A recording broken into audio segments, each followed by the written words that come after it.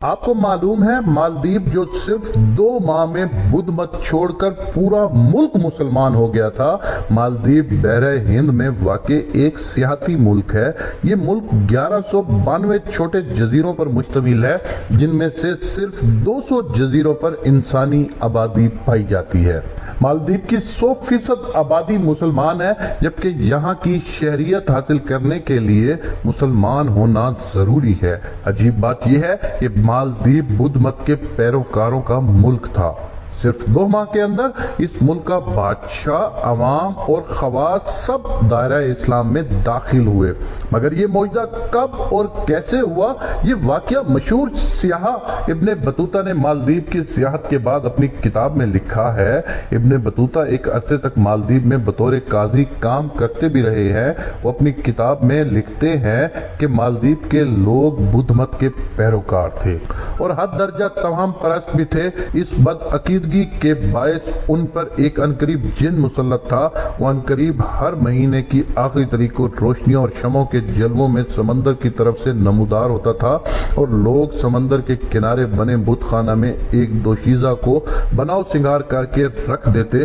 وہ عفریت رات اس بت خانے میں گزارتا اور صبح وہ لڑکی مردہ پائی جاتی اور لوگ اس کی لاش کو جلاتے۔ عفریت کے لیے دوشیزہ کا انتخاب بذریعہ قرآن اندازی ہوتا تھا۔ اس بار قرآن اندازی میں ایک بیوہ بڑھیا کی بیٹی کا نام نکل آیا۔ اس پر بڑھیا کا رو رو کر برا حال ہو چکا تھا۔ گاؤں کے لوگ بھی بڑھیا کے گھر جمع تھے۔ دور سے آئے اس مسافر نے بھی بڑھیا کے گھر کا رخ کیا۔ اس کے استغفار پر اسے سب کچھ بتایا گیا کہ عفریت کے مظالم کتنے بڑھ گئے ہیں۔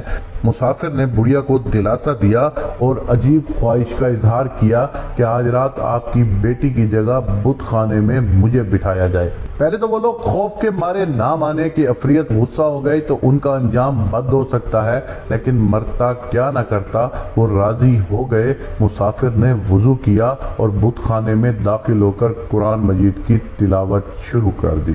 عفریت آیا اور کبھی واپس نہ آنے کے لیے چلا گیا۔ لوگ صبح نہار بت خانہ کے باہر جمع ہوئے تاکہ لاش جلائی جا سکے، لیکن مسافر کو زندہ دیکھ کر اس سکتے میں آ گئے۔ یہ مسافر مشہور مسلم دائی، مبلغ اور سیاح ابو البرکات بربری تھے۔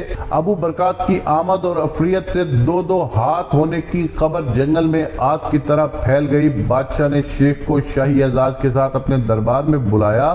شیخ ابو برکات نے بادشاہ کو اسلام کی دعوت دی۔ بادشاہ نے اسلام قبول کیا اور صرف 2 ماہ کے اندر مالدیپ کے سب لوگ بدھ مت سے تائب ہو کر مسلمان ہو چکے تھے۔ یہ 1314 کی بات ہے۔ اس مبلغ اور دائی نے مالدیپ کو اپنا مسکن بنایا، لوگوں کو قرآن و حدیث کی تعلیم دی، ہزاروں مسجدیں تعمیر کی اور مالدیپ میں ہی فوت ہوئے، اسی مٹی پر ہی دفن ہوئے۔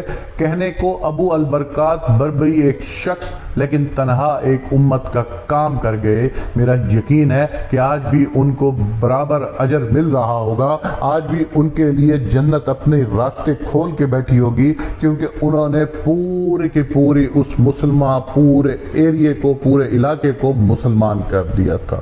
سبحان اللہ۔